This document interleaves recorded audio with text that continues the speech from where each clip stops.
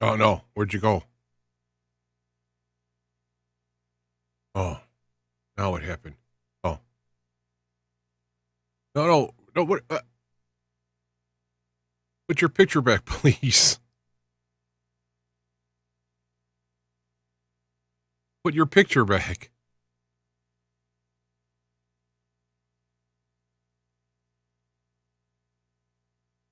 Call me. If you got to, call me. Just call me back, all right? You're showing me your desktop. All right, hold on for a minute there.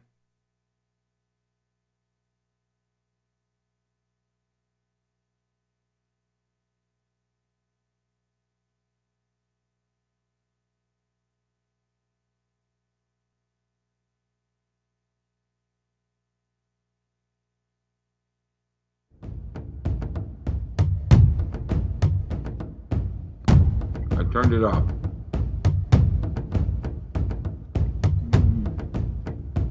The views expressed in the following show are of the host, the guest, and the callers. The content of the following show, its accuracy, authenticity, and the ramifications of the use or application of said content is the responsibility of those speaking and listening, not the broadcast medium.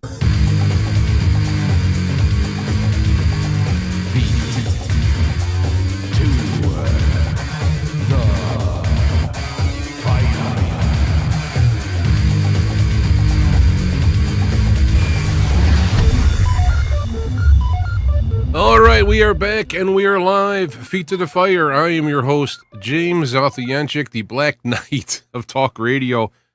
There was a little bit of a space in the beginning there. I was fooling around. So I'll probably edit that afterwards. So if you were waiting, hopefully you had 2 minutes worth of patience. If you didn't, oh, too bad.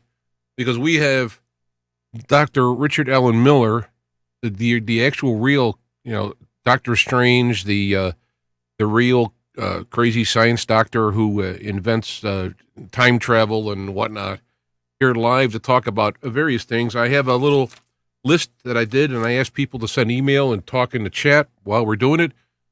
Let me just tell you, there's a couple ways to do this. If you're watching YouTube, I'm assuming you will see there's a chat room there that you can go in and ask questions. Please put them in caps so I can get to them. I may miss them, and you may have to type them later on again. That's fine. If you're listening on the audio-only streams through Spreaker, there is a chat room there as well that you can do that. I have that on the screen across the room, but I will try my best to pay attention.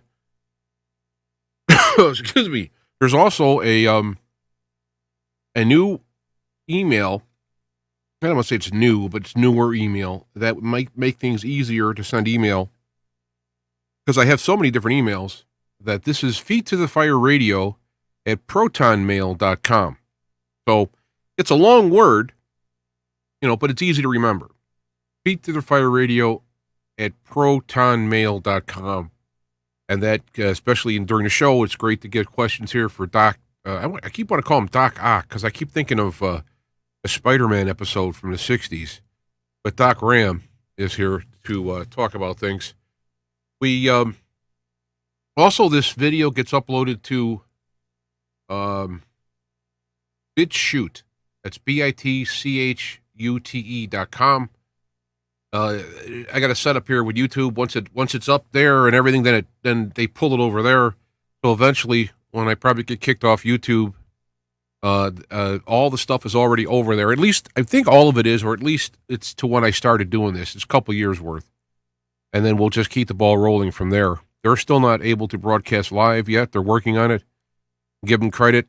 I recommend if people have, they want to subscribe to a video place, that would be the place to go because it really is uncensored and there's all kinds of stuff there. So that being said, I think we're going to ask Richard Allen Miller to turn on his mic and say hello to the world. Richard Allen Miller. There he is. Good afternoon, Northwest Botanical. Vietnam, something like that. Hi. Yeah. Yes, I know. I'm moving around. Remember, you forgot I'm I'm never static. So this lighting thing that you did is going to just right out of the All right, gate. so I'm going to switch. Well, you talk for a minute while I fix this other screen. So go ahead. Oh, you want me to? No, don't do anything. Just talk. Talk. 1, 2, 3, 4. You were going to say this is an extremely rare day in history because of numerology, right? Why don't you start that off on the 2, 2, 20? All right. So tell us about the numerological day. Well, then this is the 33rd day of the year. That will only happen, I don't know when, something like 900 years from now. There are 333 days remaining. How does that work? Well, this is leap year. Oh. So we have 356 days this year.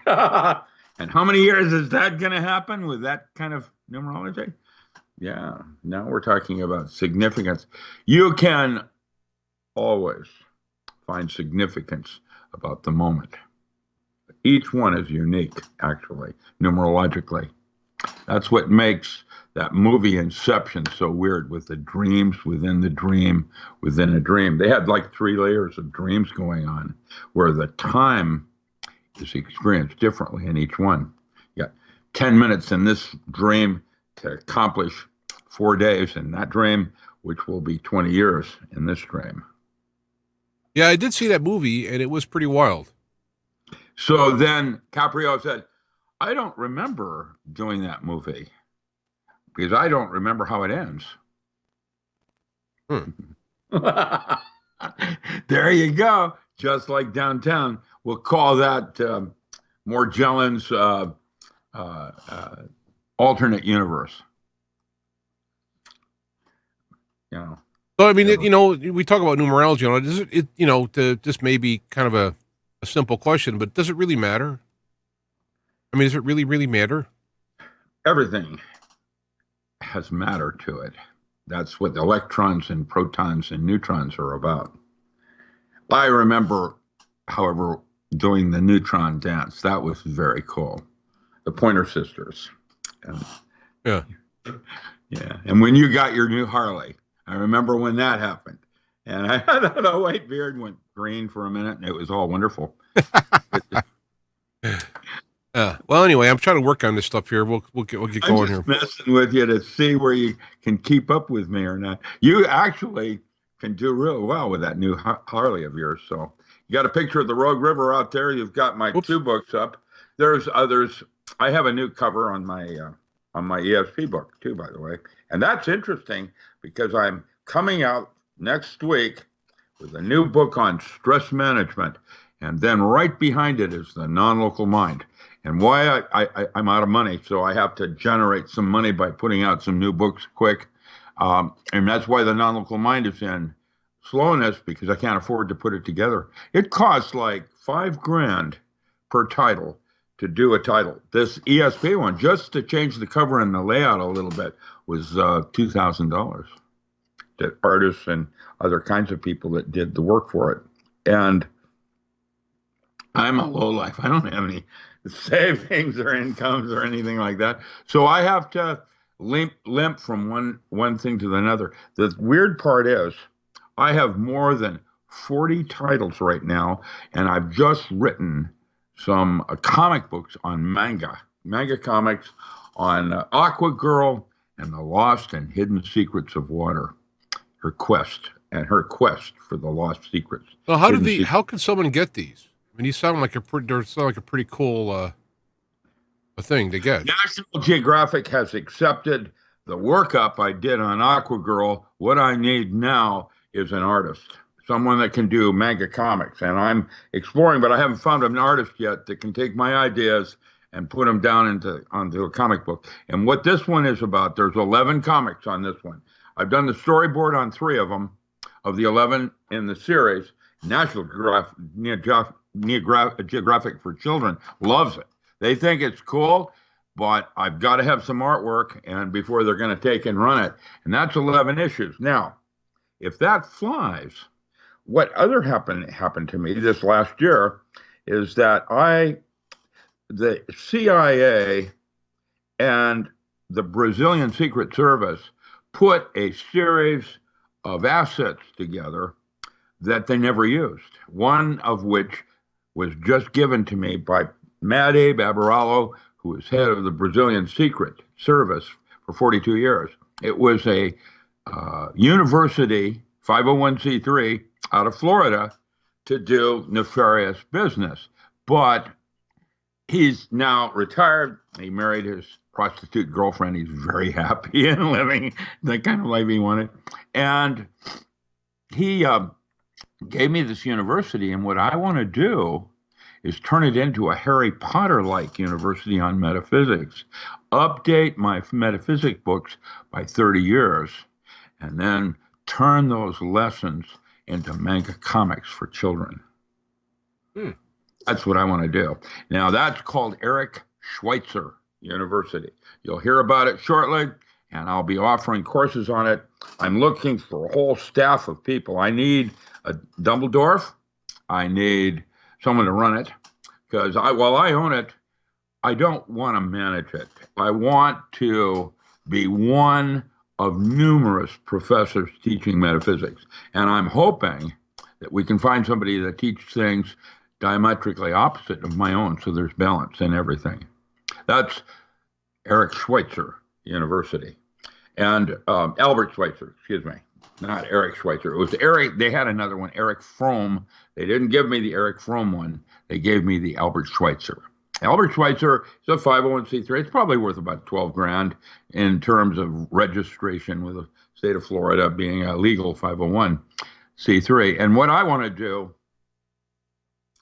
is I want to go after our children. I think that our children are our single most important natural resource. And with stuff like this bullshit with the coronavirus that's going on right now, imagine when you and I need to be in a wheelchair, and these are the kids that have to take care of us, and they have all of that to deal with. It's I'd like them to be educated. And you said the magic word here, so let me just start in on this. The hot topic around I see is this coronavirus thing. Now, I'd like to get your take as deep as long as you'd like. The only thing I'll start out with saying is that the numbers aren't impressing me as far as dangerous. It seems like they're saying, "Oh my God, look at all this stuff," but there's a billion, 1.8 billion people in China. You know, it's okay. You're missing. Yeah, what it is that it was built up off an HIV virus. And I have that technical paper. And basically, a man has been arrested now in America. He's a Chinese that smuggled it out of Canada into Wuhan and a fourth level biohazards research station. And whether or not this virus escaped by accident or by purpose, we may never know.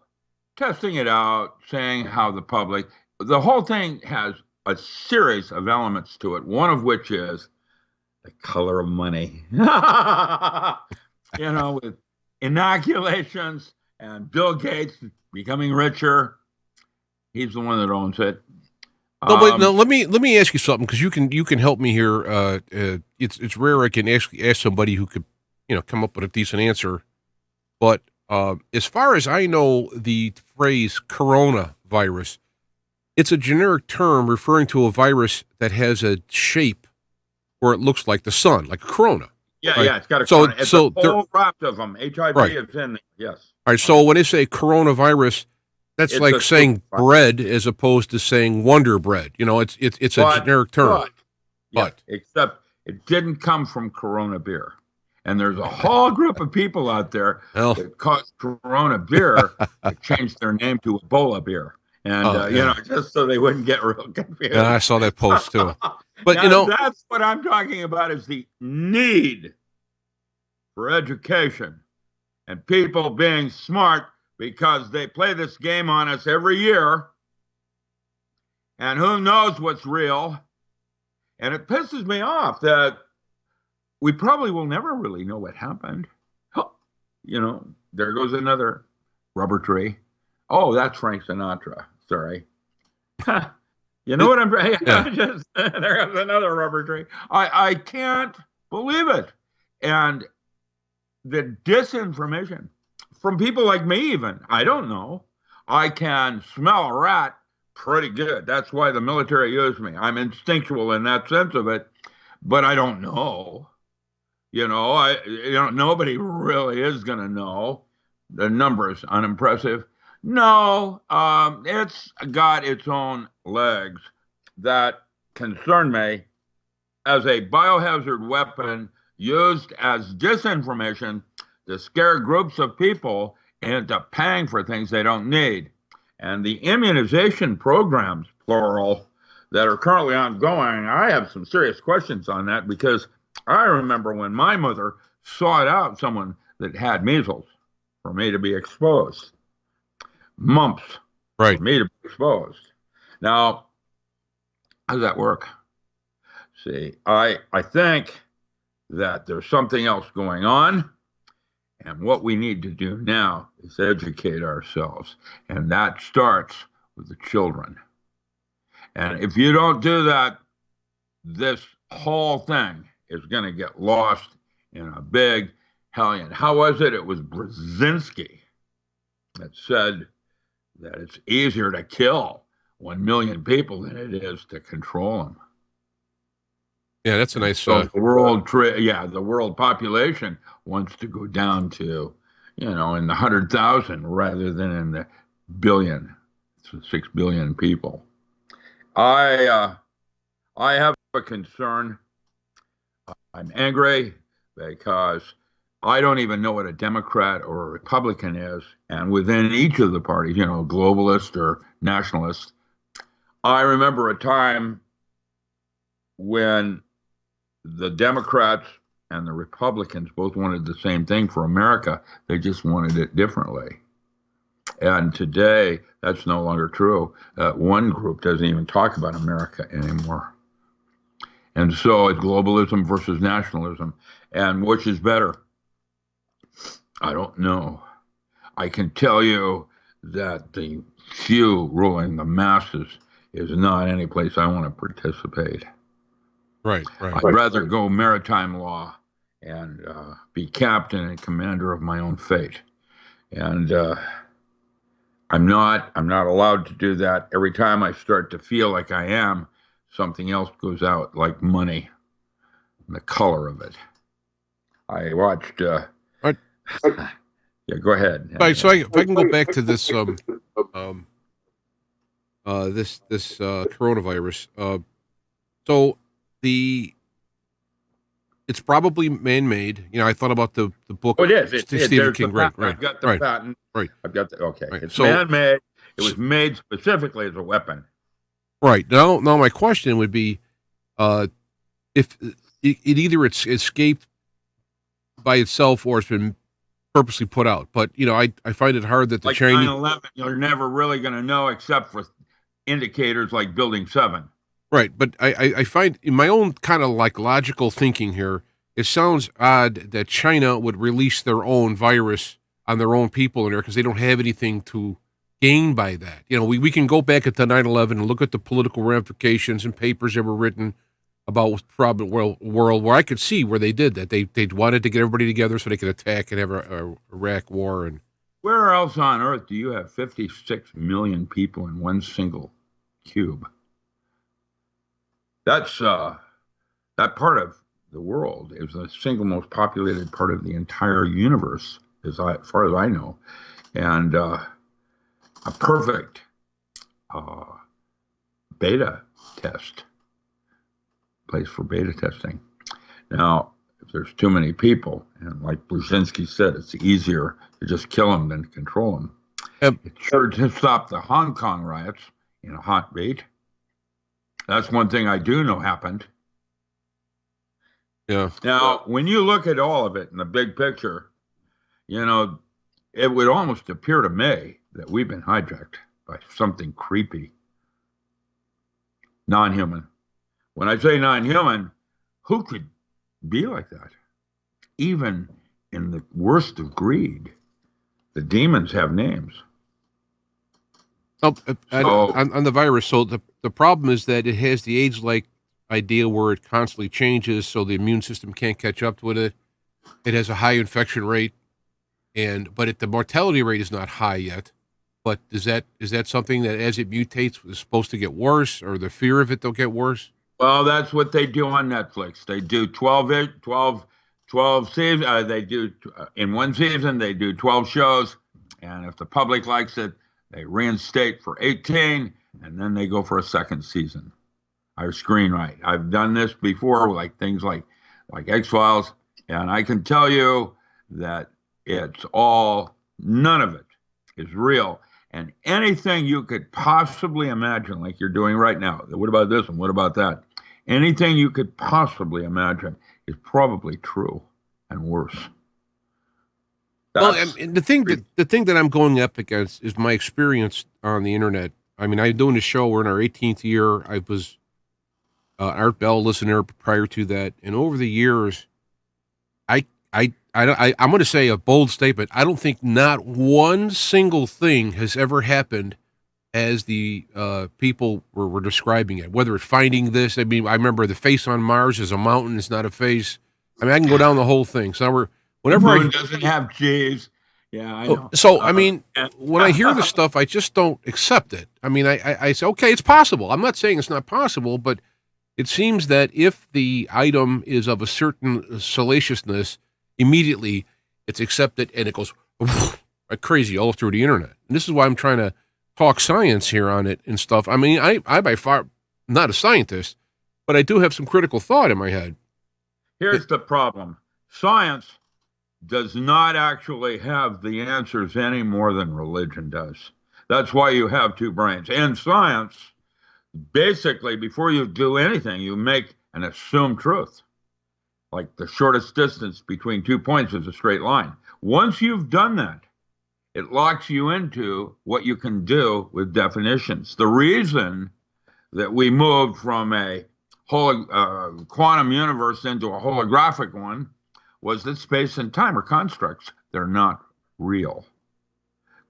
Space and time are not real. Like me asking you look, if I said space is curved, and oh, by the way, I can prove it, and I can in solid state physics with event horizons, precursor waves, and the problem is I can then with simple tensor math prove the Earth is flat. Now, is the Earth flat or round? And with flat, these are the realities that are possible. If it's round, now I have those doors that I can open. And the thing is, it's all true because what's real is imagination. And why the mind's eye is only 10% is because of allotropic medicine being locked in the physical body. When you microdose with mushrooms or CBDs, all of those are actually toxins. And the brain, seeing psilocybin entering into the body, it freaks out and produces a very similar neurotransmitter that is a resonant cavity oscillator that dialogues with subtle bodies outside the physical body. Now, that Hammeroff and others are calling those microtubules with structured water. We know that there is a 5-gram weight loss at the moment of death. And so by creating or releasing these neurotransmitters, you start to dialogue with psyche into matter.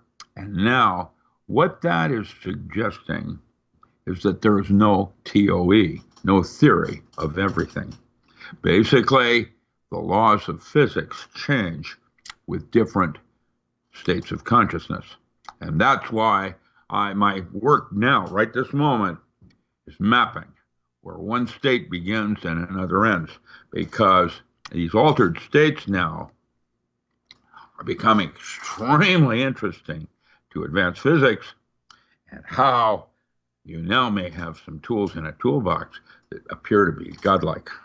I mean, remove allotropic medicine. What is it? The mind's eye. What does they call that? Placebo is 10%. what you think's going on in your physical body is 10%. You come out here, front of the bed, goes up to 60%. Now, that means just with your own mind's eye, going into that state, the body will heal itself because it's equipped and designed to do that even better than nanotechnology. And that's what they're trying to do now. They're creating coronavirus, Ebola, all of it. It's all trying to go toward nanites in the body that will go in and fix certain things like bridges. And they want it to be living. Well, the body already does that. That's what a neurotransmitter does. And so, with that said, it's a resonant cavity oscillator and dialoguing, hooking you up with other bodies. Now, here's the weird part. My research is suggesting that there's more than one subtle body. And you'll find that in the Upanishads. And the idea that the one that the Chinese use is qi, that's the first one out there with structured water in microtubules. They're on the surface of the body. And there are other bodies that have been described in ancient texts suggesting there's way more things going on, and we are only at the beginning of our evolution in consciousness. The non-local mind book that I'm coming out with next month, after the stress management book, knock on wood with money, then what will happen next is that we will realize that we can change the movie with our belief systems, and that belief systems are simply more than arbitrary tools in a toolbox designed to do certain things. That was in Power Tools, my last book, and what I wanted to say about that is that when a belief system can be limiting you, because that's what they do. And the metaphor I would use for you as a Buddhist can be a Christian, but a Christian cannot be a Buddhist. Now, worldviews. And you aspire toward larger worldviews, you have more access to the world. It may not be the world that you want. What the kids today want, and I'm talking about Gen X's, they're not interested in religion. They're interested in the occult. And they want information on witchcraft and what that is. Okay, what is witchcraft? Well, it turns out I taught that in 1970 at Evergreen, first faculty. And I studied with a man out of Chicago called Mercy Eliade. And basically the closest thing the Americans have, America has for witchcraft would be the American Indian that works with totemism and animism. And basically you can watch them transfer their stories and legends, oral transfer. It's an oral tradition called medicine, and their rituals and their history. And they sing it to each child simply like a whale does. Whoa, what do you mean whales are singing? I just discovered something very interesting. The dolphin are not sending words in the clicks and whistles, which is what I did when I worked for Carl Sagan in John Lilly's labs in Berkeley. I was there about 10 days trying to identify the language that the dolphin had, and it was more complex than Hebrew, Old Hebrew. It, with the mother letters and the significance of Sefer Yetzirah, the relationship of sound to words, and how to pronounce the word of God correctly. What the dolphin are doing, and this just came out in media, is they're sending holographic images in their complex signal to one another.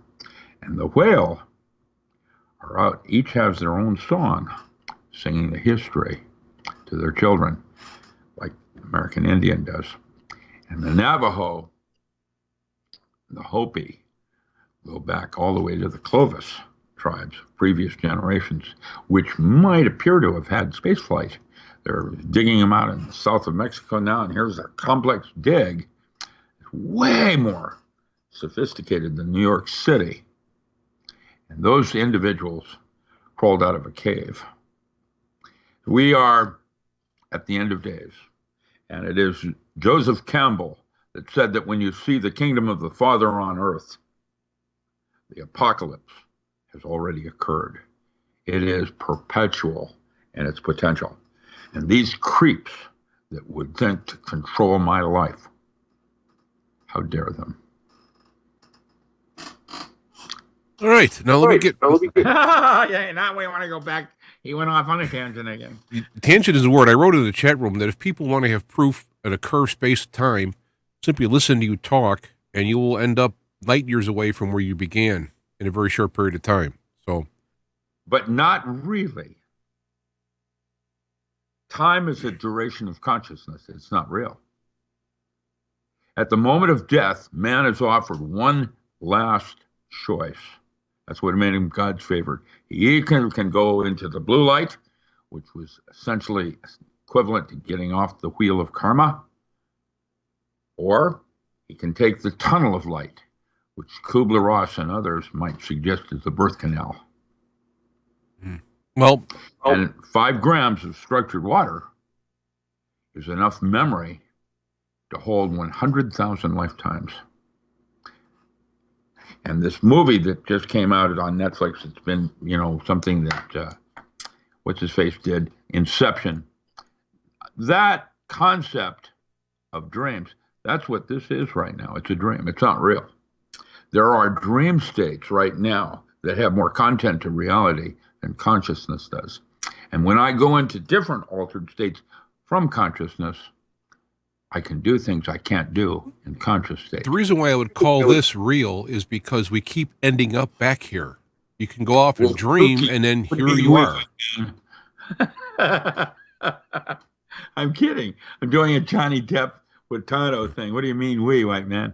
I don't necessarily. No, you mean consensus. You're talking about consensus reality, physical plane. That's why I want to teach meta. Metaphysics means beyond. Worldviews that include the physical plane as a special application. Now, I could see someone using external information or methods to alter this reality. In that case, when someone says reality is not real, meaning it's not fixed, but it seems to have the gravity, it seems to keep returning to here. Now, I can go back, say, 10 years and 15 or 20 years, and I would be in a different reality compared to now. And it could be an illusion. The continuity in my memory could be an illusion to go from here, there to here. And I can't prove that. I mean, I can go try to look up newspaper clippings and all that stuff, but the way, the proving part is called, I wouldn't have seen it if I hadn't have believed it. And that's why belief systems create the realities available to you. And one of the things I would train the first SEALs on was to how to change a belief system like they would a pair of clothing. For example, going to Iraq, which we didn't do back then, we went to Cambodia, but going into Iraq, for example, as a Christian, could get your team killed. And so it would be like carrying a sweater in the heat of summer. It isn't that you throw your most favorite sweater away. You fold it up neatly and you put it in a drawer for when it's appropriate need. And that's where the limitations in religion differ from the limitations in science, and why you have two brains. What you have is Malcolm in the middle. And it actually isn't Malcolm, it's more likely Malcoma. All right, so now I caught me. I was typing in the chat room. See, what I'm trying to look at myself is information that can help me here and now, because the here and now is the most important. I don't know what you want to call it. It's the most. What would be the word? I don't even important. The most. Do you know how many different altered states you have gone in since we started this show? Well, the one that I didn't do was one where I didn't come back. I'm still here. So, but still where? I'm sitting right here. Are you in Grants Pass, Oregon, or are you in Chicago, Illinois, or are you in Poughkeepsie? Well, you're everywhere right now, your voice. So metaphorically. But that's all like, that's like a snake oil. That's the guy who comes in a carnival, talks about that stuff. I want to talk about the idea of like right now there are things going on in this world that are going to greatly affect the immediate future, both politically, scientifically, this virus, wars, revolutions, or whatever. Well, that's the hope on their part. Right. Now, my question is if someone asked me, what are you going to do to prepare yourself from an infection of the coronavirus? Now, I can give you a list of things. Good health. If you have good health, if you're in good health, you're not going to have a problem. Right in, end of story. If you're having the right nutrition, your weight's on, and you're feeling good, and you're young, and you're healthy, nothing's going to bother you. There is a website called Church of the Virus. Ooh, it's been around a long time because it was the whole concept of the movie Inception that we were talking about, based on the idea that an idea is in itself a virus. Well, in a poetic way. I saw the grin. You like it. But here's the thing about a virus. One of my I come up with stuff that pops in my head, and I think about it, and I leave it open because I can't say no or I can't say yes. One of the things is, if you're looking at cloning, for example, or I'm sorry, in genetic modification, they have to have something to cut the DNA. So they use virus material, which by design, that's a big fraud thing. And guess what? The latest science news. You got to reach right over here. Here it is, right here. Stem cell hype. There it is. Science news. That's not what I'm talking about, but my point is that the mechanics of cutting the DNA is done with virus because by definition, by its inception, viruses attack the DNA. It's why people die from it and so on. So my thought is, using that concept, a virus could be created to actually, let's say, modify into a positive growth sense the DNA artificially. I mean, externally. You can get a virus that when you get sick, when you wake up afterwards, you're changed. Your DNA is now changed, let's say, for the better. What is immunization? What do you call immunization? Scam?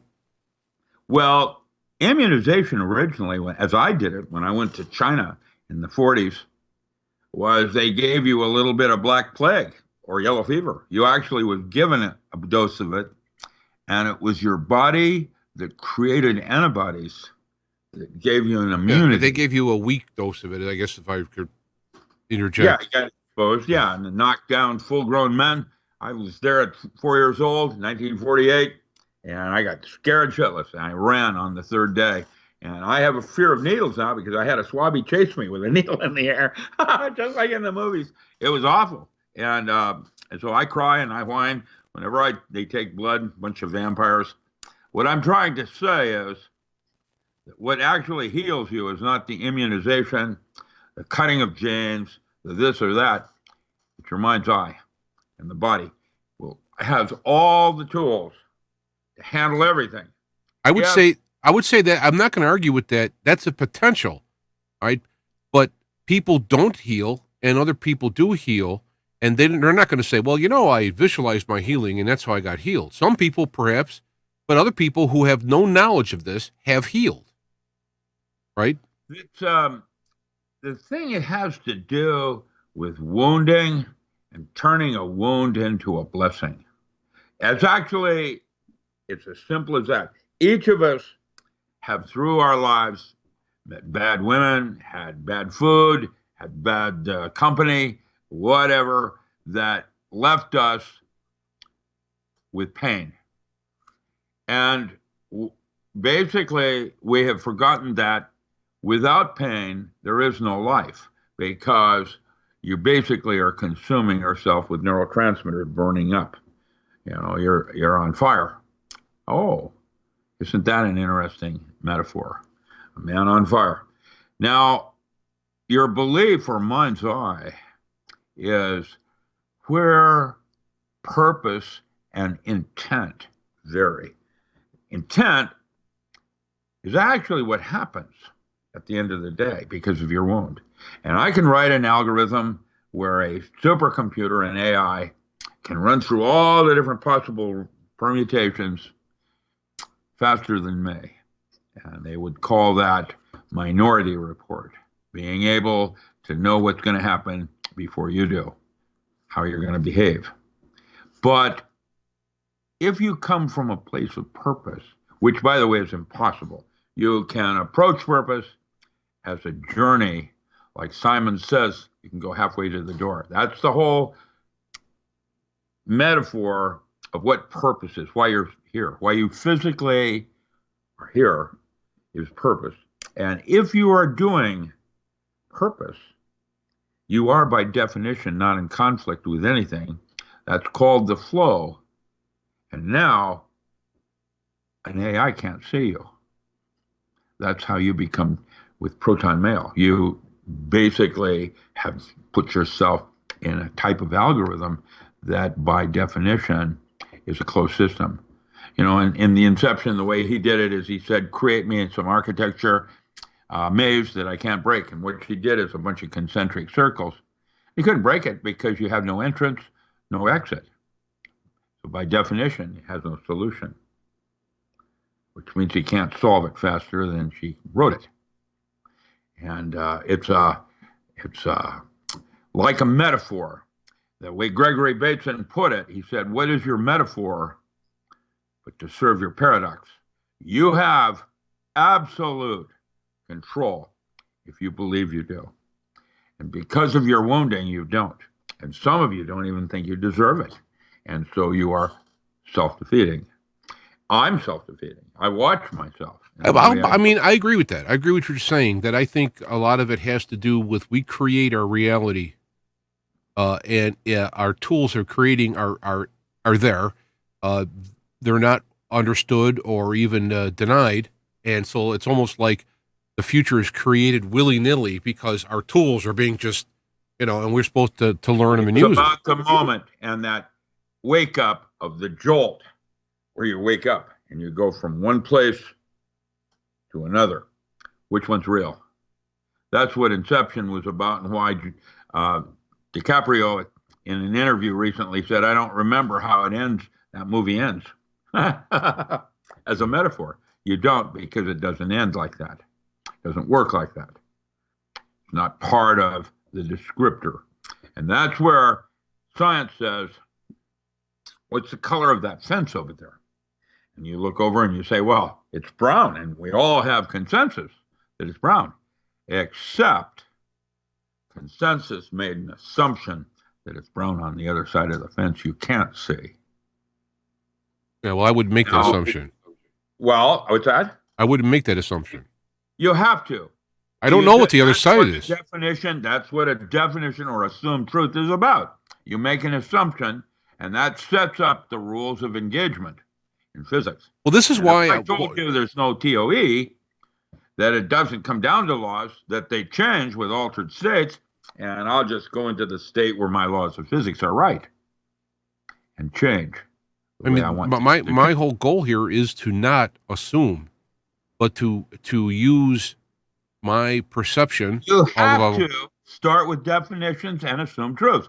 When we do geometry, what is the shortest distance? It's between 2 points. And it's been proven, though. But is space not curved then? When you're on a sheet of paper, it's irrelevant.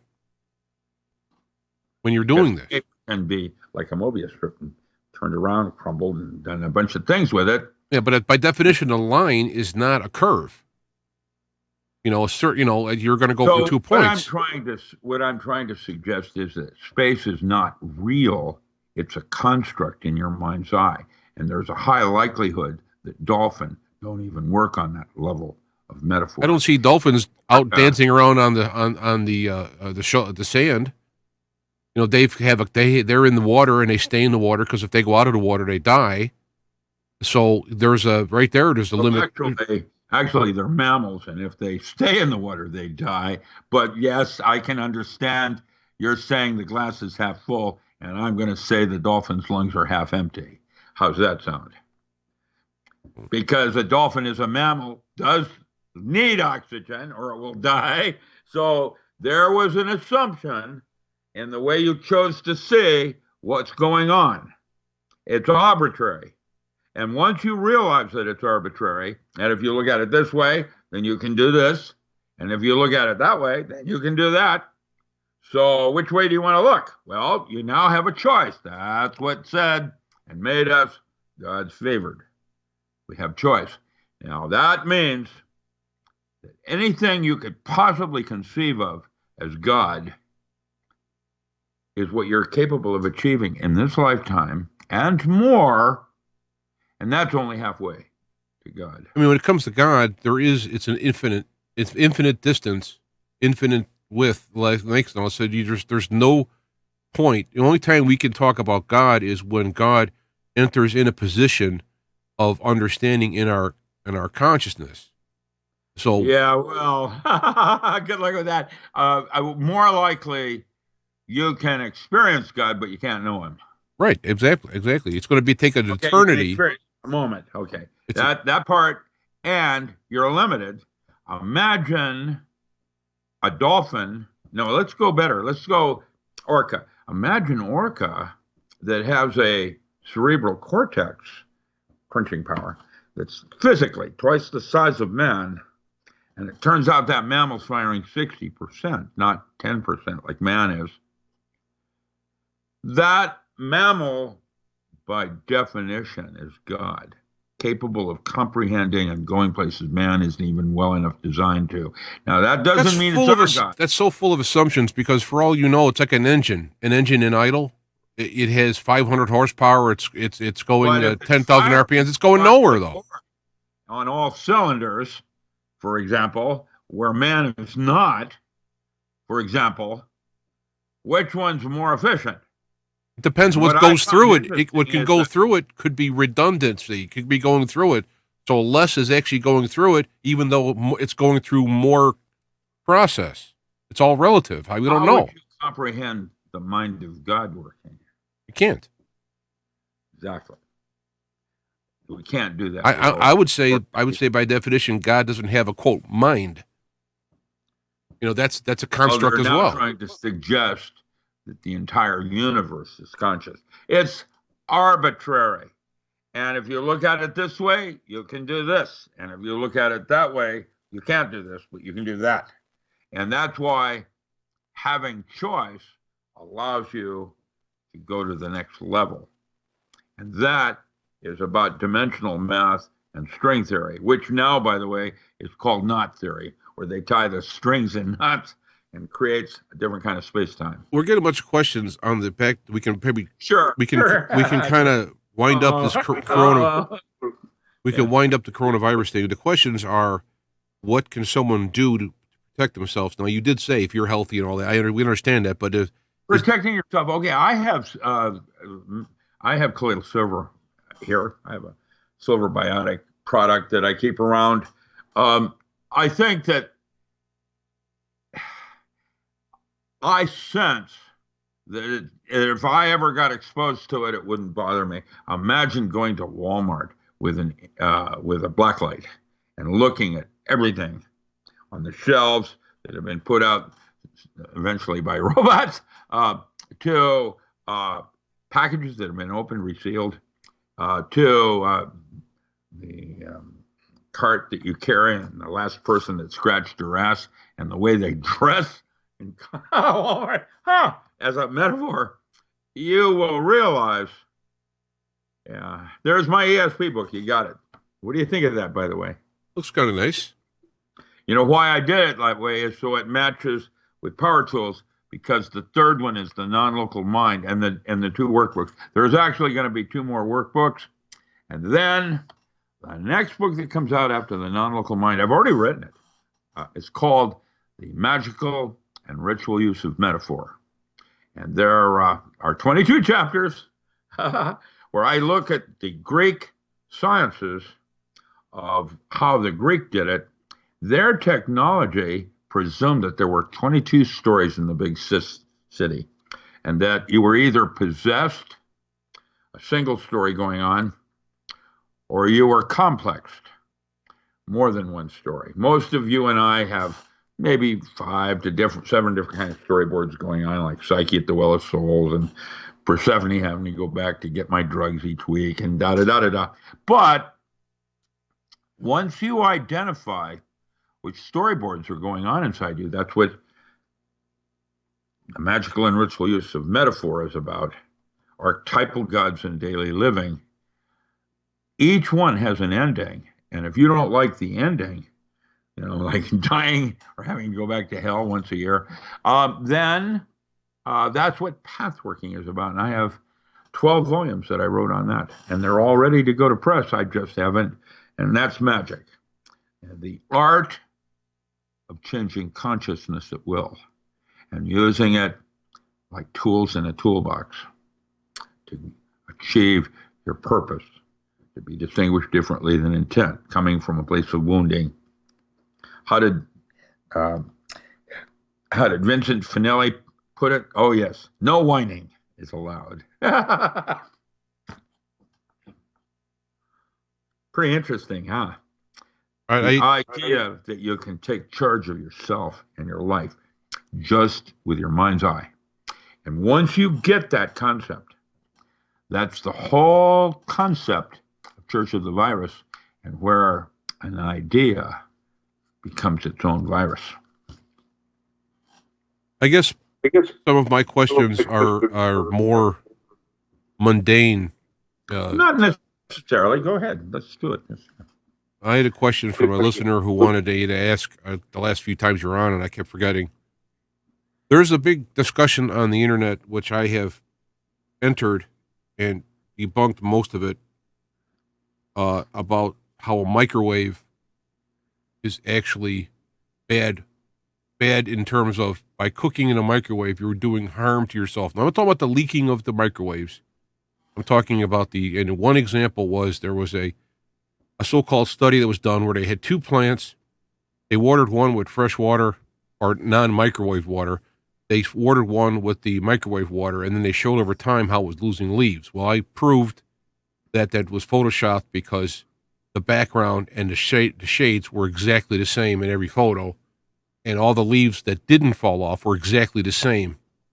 And as you know, when plants grow, they wiggle around and do stuff. Yeah. Baxter and his originals with, All right, so my point is, I'm explaining it in terms of its energy, which is exciting the molecules, whether it's infrared, which would be your classic heating, or whether it's microwaves, you are exciting the molecules, and you are changing the structure. That's what cooking does.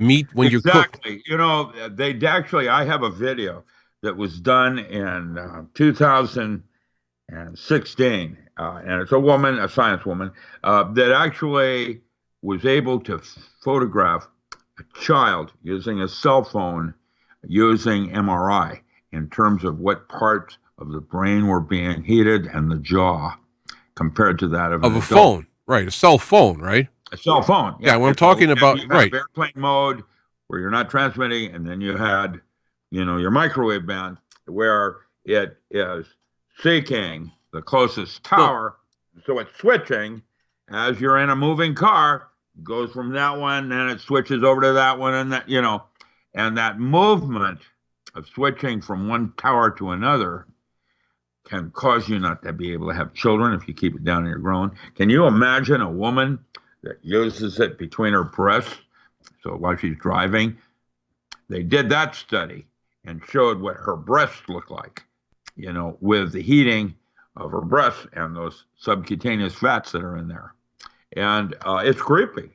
Cell phones are toxic. What I prefaced this by was not the microwave direct damage from the microwave itself, but the altering of the food, which is then ingested, because it's been asserted that the microwave cross-linking, and there's cross-linking in food molecules. What will happen is you can take a carbohydrate, for example, from an LDL to an LDH carbohydrate, and the way it's metabolized in the body, one is healthy and the other is not.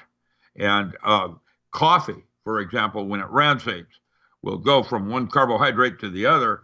And if you're using a fresh bean and you're brewing coffee, like with a Melita or whatever, your coffee is toxic within 30 minutes. It changes in the cross-linking just from the heat.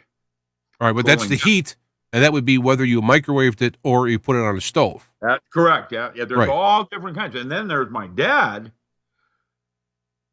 He would never throw his coffee away. He put it in the freezer, microwave it back up again. Because he liked his spoon to stay. He was Navy.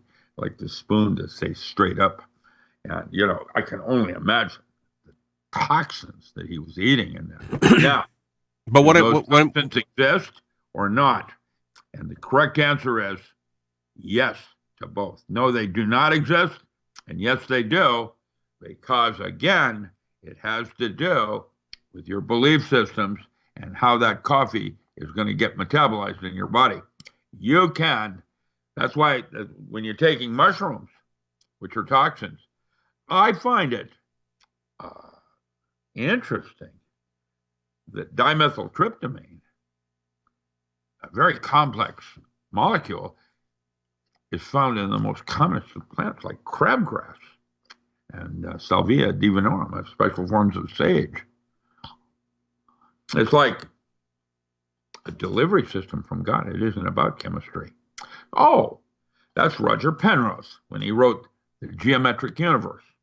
And I have a paper I'd like to have you post up called The Dodecahedral Universe that we wrote, my ex-wife and I, years later after I had studied with Roger Penrose, taking his geometric universe concept, bringing it down to which specific geometries. And there are 14 different ways this universe could be, as psyche and matter, or the way crystals form with each other. They're called Bravas lattices. And there are different geniuses, like rhombohedral and so on. The universe, the dodecahedron. You can prove that, the way it expands. And the problem is that changes a bunch of the laws of physics, including some of Einstein's stuff. There was a guy named, who is that does knot theory? Kaufman.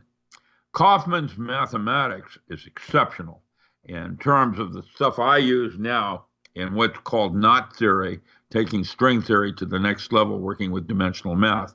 I started my math with Dr. Charles Muses at MIT when he taught hyperdimensional math. That's what it was called. And this Church of the Virus is using in anthropology what is called, what is it called? It's a special kind of anthropology. It's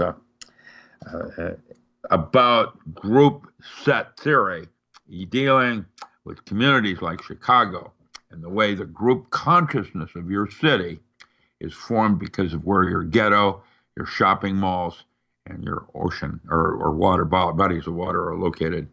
And that's called, what is that kind of anthropology? It's a type of anthropology. It's cybernetic anthropology. And that was a whole movement back in the 70s and then the 80s. And there was a series of journals Julius Stuhlman put out called he was at 777 UN Plaza, and it was called Fields Within Fields. And that's the advent of my holographic concepts, and then the emergence of fractal math, where you talked about resolution of information. You got information and resolution.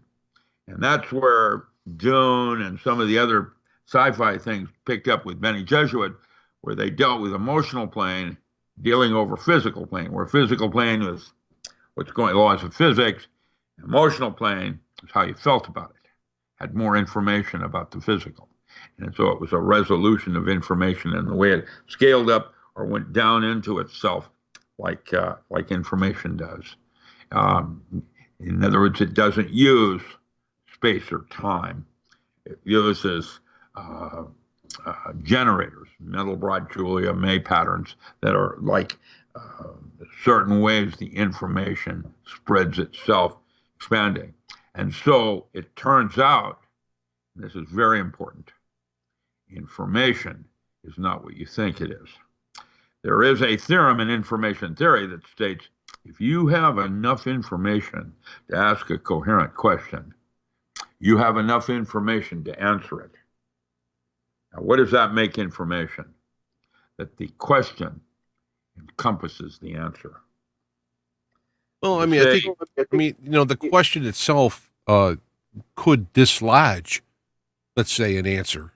It could, by verbalizing the question, one might be able to then open up venues toward the answer. But if you're asking the question, you don't know the answer.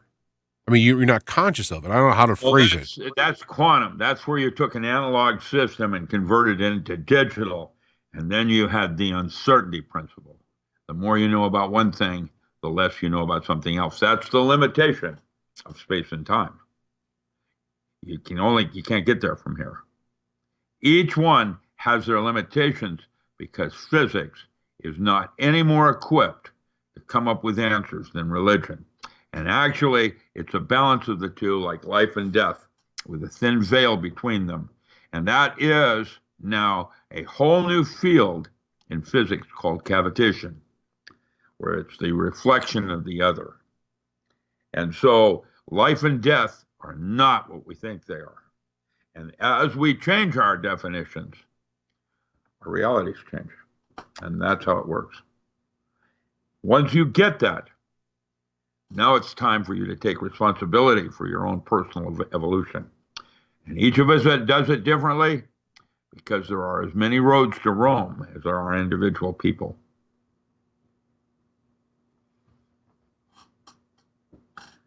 Weird, huh? Look at James, y'all struck that.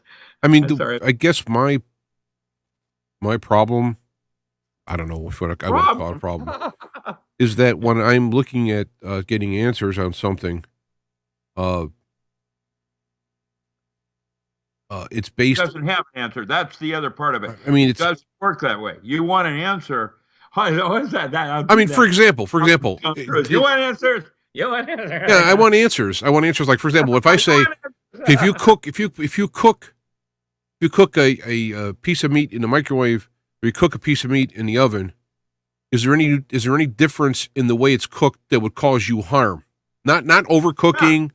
I'm not talking about one. Okay, so what would be the one is cooking it from the inside out, or the other is cooking it from the outside in.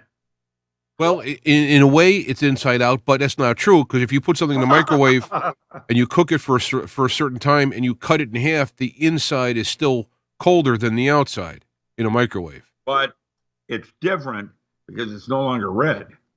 I mean, the way it looks is a reaction to the hot on the outside. I'm not talking into the out of. That is Alan Dean Foster. He wrote a bunch of books, sci-fi. He's one of my most favorite writers. Did Land. He did Star Wars, a bunch of others. But he wrote one called Into the Out of. And it's pretty interesting. Takes place in Africa, where a bunch of Africans are doing a little ritual and some demons pop out of nowhere. Pop, pop, pop, pop, like Skinwalker Ranch. And then it goes downhill from there. It's a really interesting book.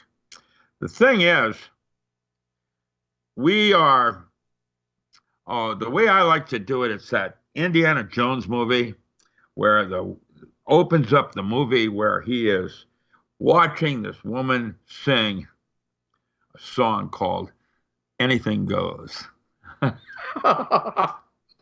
It's a perfect way to start off your movie. It's a wide open West, and you set the rules yourself. And that's what's happening, is that there are a few people trying to control the many with ideas, and they put fear using the little mind killer, where you're afraid and everybody's wearing these masks. And then the question is, is it airborne or is it by contact? And nobody's answered that, have they? Isn't that interesting? And now we're finding out it's like an HIV spike in it. I've got the patent on it. And guess who owns it? The Microsoft guy. What's his name? Bill Gates. Bill Gates. But Melissa, yeah, and they own the virus. What is it called? The antidote. There's an antidote. It's not an antidote. Nothing is an antidote with viruses. Doesn't work that way. What you're trying to do is make your body in homeostasis. And you block the receptor where the virus would attach to. And the thing is, that's really interesting, is that one size doesn't fit all. Everybody's different. They have different gut bacteria, which means they're going to react to the virus differently. And that's another play where I can, with my belief systems, there is a book out by called Biological Aging Mechanisms, Clinical Approach by Ward Dean. Make a note. It's a hardback only. It's on Life Extension, where he examines all the different clinical ways the aging. He's Dean. He's not Dean. What do they call that? Surgeon General for the Marine Corps. Ward Dean, and it's Biological Aging Mechanisms, Clinical Approach. And he goes through and he examines all the different ways they measure aging in different India, Africa, United States, whatever, England. Everybody's got a little different things they're looking at. And the conclusion at the end of his book is every single one of them is reversible. Now, why we are, for example, noticing that all of us are living longer, even with the advent of all this terrible stuff, microwaves, toxins, air pollution, rainforests, oceans, Fukushima, and yet we're living longer. And I find something else is going on.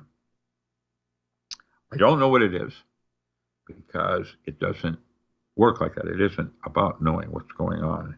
It's about experiencing it. And as far as health goes, health is in your mind's eye. What you think's going on. That has more reality than allotropic medicine and trying to cure cancer with radiation. And I've seen it all. I had a little girl die in my arms. My stepdaughter died of leukemia. I went through one. My Dornbeckers, the whole thing, watching a child with no hope die at age 15. And I realize now that none of that had to happen. Her radiation that she was getting before they found a donor that was too late for her to do bone marrow was, it doesn't need to happen. But like Brzezinski and others said, there's too many people on Earth. I don't think that's true at all. I don't either. I mean, you could fit the common world. Not even close. It's the management of the resources and the tyranny and the efficiency. I agree. 2 thumbs up. Yes, I agree. But that's not happening because, as Brzezinski said, it's easier to kill 1 million people than it is to control them. Yeah. Now you go where that goes. And that's the agenda that the New World Order is laying down for us. And I don't understand what the United Nations has become. But it isn't anything that I want to participate in. And when I watch what Virginia and some of these other states are doing, they will take a situation like Ukraine, and you'll find that both sides have casualties from the same rifle.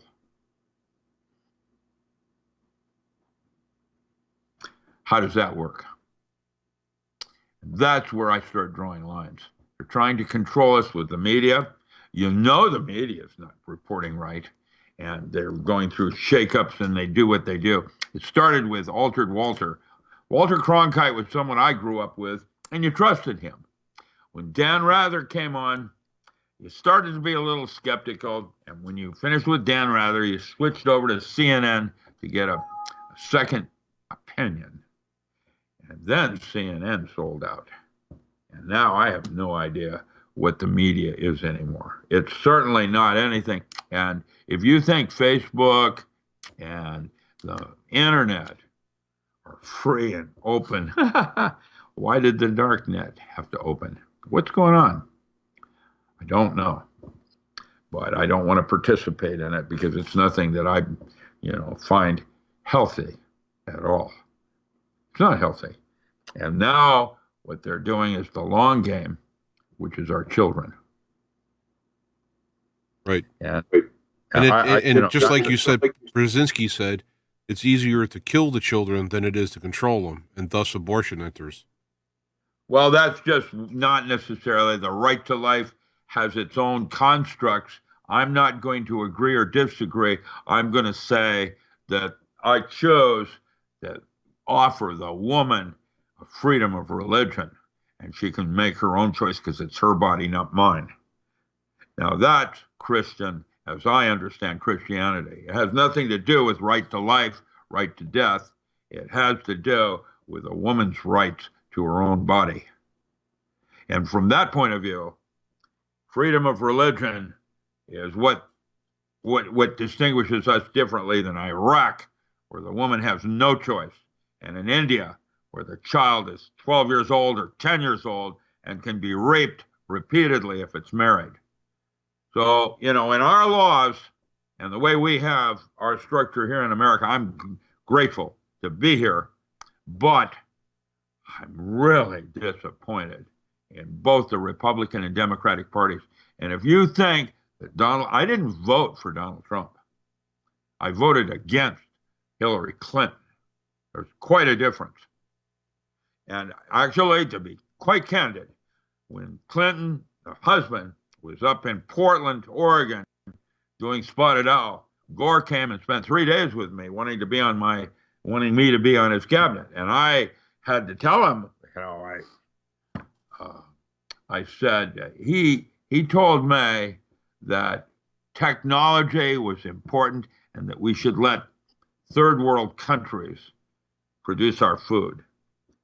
And he wanted me to be like a Secretary of Agriculture. And my response back to him was, no, thank you. And what planet did you grow up on? Because, in fact, it isn't an inconvenient fact. And agriculture is the bottom line on what made America great.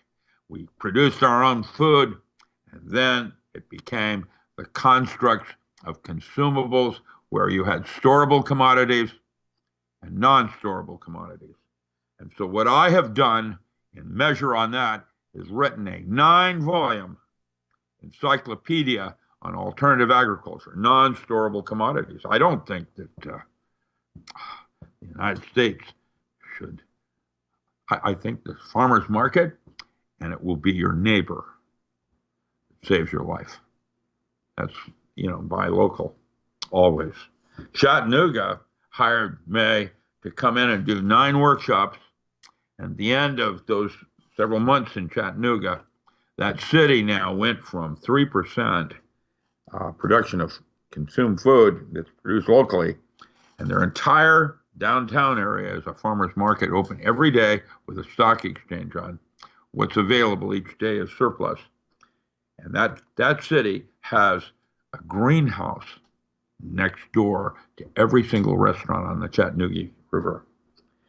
They produce 40% of the food consumed in that area. And that's our future, as far as I understand it, rather than, import, export. We don't even have that anymore.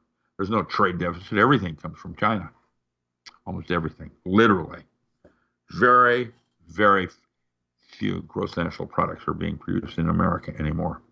I remember when the trade deficit with Hamburg was 10-1. Whatever spice we might use in the United States, it was written in stone that Europe used 10 times that. And Hamburg was the primary importer, and spice trade, the country that controlled spice trade controlled world trade, and it didn't go to Hamburg. When Hong Kong closed down, it went to Vancouver, BC. And there it is. That's where the seat of spice trade is now. It's in Vancouver. That's where all your pharmaceutical houses are. And so I have a sense of the importance of what America is, and it's a farmer. And a farmer is like a physicist. They have to multitask with animal husbandry and crop development and processing and all of it. They have to have a number of different skills. In my opinion, you focus in agriculture and you'll get your country back in a heartbeat. Well, don't know.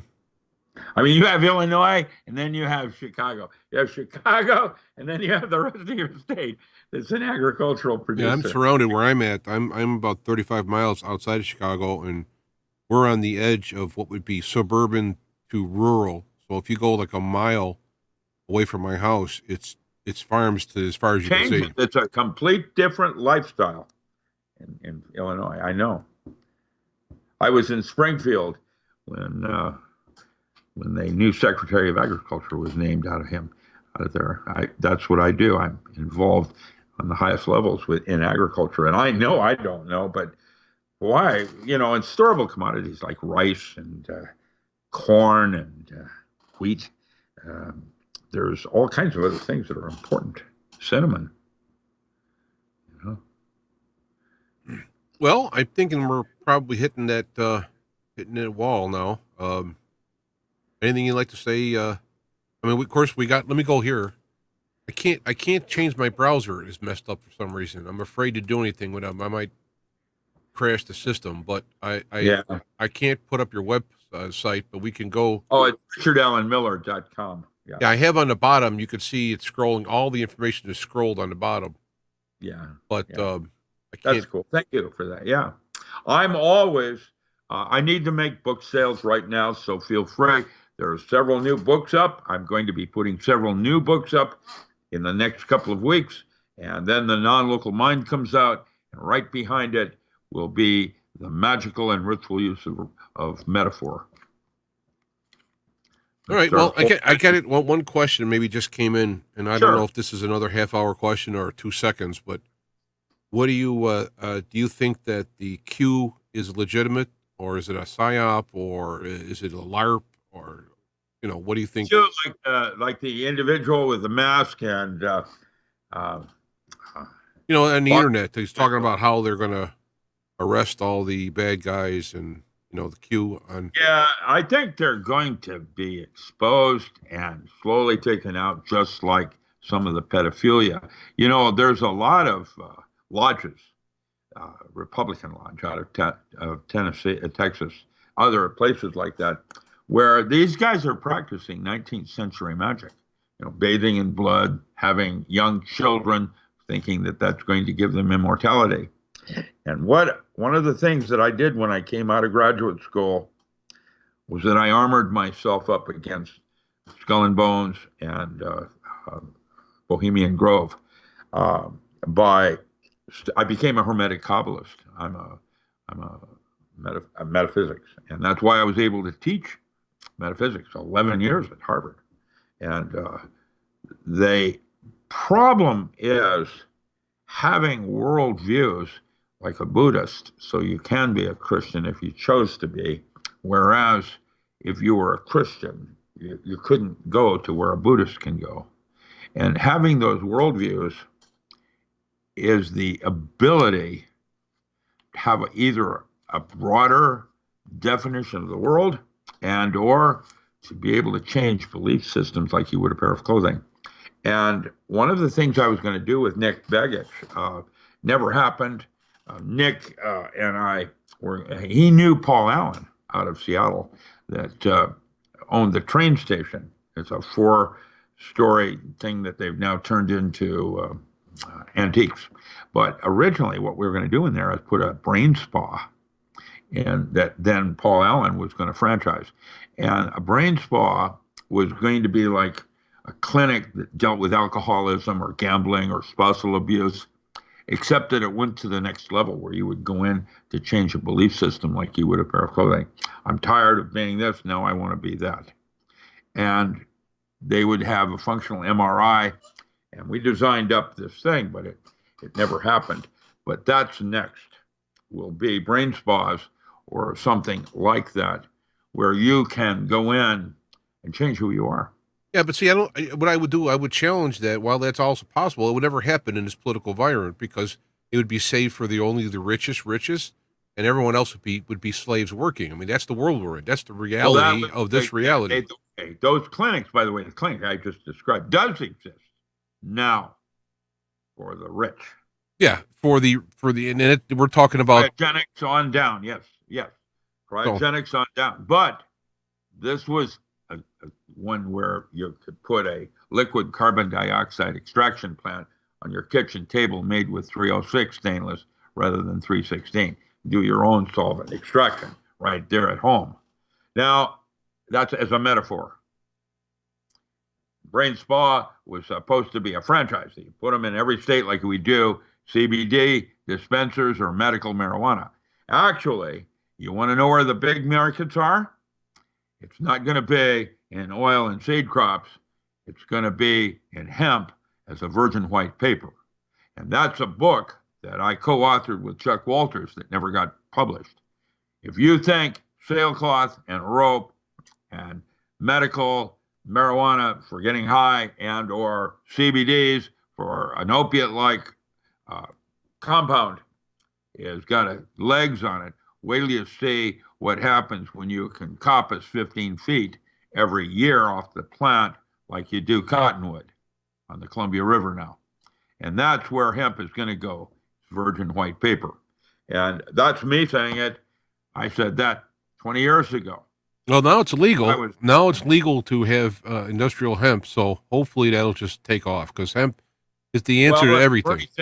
Bernie Sanders is going to make medical marijuana legal in every state. Why? Well, it's not a class 1 drug. It's votes. He's doing everything they do is for votes. With the feds and Uniform Controlled Substance Act, but it's not in a state, so it's legal to have it in a state unless you go into a state park owned by the feds.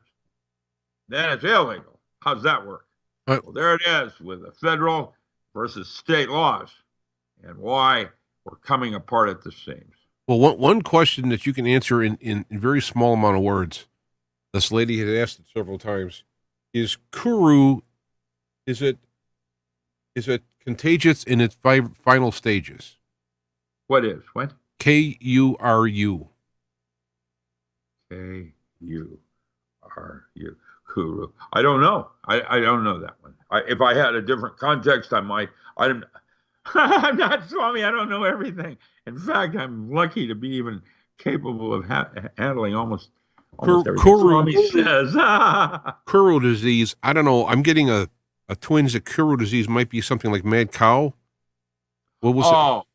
Mad cow. Cannibal. I mean, it's the cannibal version of it where humans eat humans. They get Kuru disease. Yeah, is that right? Where they said originally that the coronavirus came from was eating some live muskrats out of the the farmer's market in Wuhan. That is incorrect, by the way. Didn't come from that. It came from a laboratory in Canada, and it was smuggled out by an American Chinese student who was working as a spy to get this virus into Wuhan's level 4 biocontainment hazard study laboratories. And now the rest of it, I don't know whether it was released on purpose or it was by accident. And that's something we may never know. They're just testing it out to see who and how this plays. I'm not. Yeah, Kuru is cannibalism. I would say about the Kuru cannibalism, as far as I know about it, that in Kuru disease, you would start to develop these prions, these weird proteins that are extremely contagious. So if somebody has Kuru disease and they like break open, and you have like spores of this, so to speak. I saw that movie where the head falls off. Says, "I've got something to tell you, and you're not going to like it." And the head falls out, and a bunch of cockroaches pour out of the body. Well, yeah, I mean, I'm referring to the actual prions Yeah. And so in that aspect, HIV originally came from an airline steward. He was a steward that had sex with a pig. And that's the vector that started that whole mutation of HIV and AIDS. And right now, the coronavirus has got a spike on the HIV level on it. And I have that technical paper I can upload to you. It's from India, and they did this study. It just came out. It's creepy. They have been weaponizing this stuff for more than 40 years. And where they are now, pandemic, the one I'm concerned about is the New Madrid fault line and the 21 Daiichi-like GE reactors that are currently active, and they're all leaking. And here's the bad news. We will experience a grid down situation shortly, and it takes 1 full year to power down one of those nuclear power plants. And what do you think is going to happen to that part of America? I guess it'd be a Fukushima type event. Times 21. Yeah. Yeah, times 21. Does yeah, that but see, we could just, we can use our own mind to just will away that reality and go into one where it doesn't happen. Just like that, we're fine. I'm now in a different reality. It's not going to happen. Problem solved. That's why Joseph Campbell, a long time ago, said what he said. When you see the kingdom of the Father on earth, the apocalypse has already occurred. It is perpetual. I think we're kind of far from that point anyway. But well, he's, in my opinion, like Merlin, when he said to Arthur, anything not specifically forbidden is mandatory. If it's possible, you can count on it. Well, it's possible that we can all. For doom and gloom. It's possible. I guess we can all live in harmony and wonderful. Everything's wonderful. I guess that's possible. Kumbaya, bliss heaven with blue hairs and bliss bunnies and granola. That's what I'm talking about. Well, Richard, I'm going to power down this nuclear furnace in. I always like being with you. It's fun. I wish you and I could spend quiet time. I like Chicago once in a while just to get out of here. I don't. If I never stepped into Chicago again, it would be too soon. I can't stand it. So, I want to get away from cities. The cities are just terrible. Yeah. Imagine what it will be like with a grid down situation and you're 6 flights up in a condo somewhere and you have to go to the bathroom. That's an ugly sight. Yeah, well, I'm like I say, I'm 35 miles from Chicago, but that's not far enough. Yeah. I love the West Coast where I live now in Oregon, the free state of Jefferson. Hoorah. You go for, listen to the algorithm. Like you liked your 33rd day of the year, da-da-da-da-da. Well, how about this one? For Medford, Ashland, Grants Pass, Illinois Valley, Cave Junction, and Klamath Falls. Magic with a K. Medford, Ashland, Grants Pass, Illinois Valley, Cave Junction, and Klamath Falls. Hoorah. Here's a numerology for you. If you were born in 1933, you would be 45 years old in 78. So you got 33, 45, and 78 for those record people who might remember those little records. I remember those records. Yeah. So if you were born in 33, you'd be 45 in 78. That sounds like a good place to stop. You and your numerology. Yeah. It's always a pleasure to be with you. Thank you for having me. Yeah, it is always an interesting trip because it is a journey with you. A bit of a journey, yeah. All right. So take care and we will talk. Roger that. Bye-bye. Bye.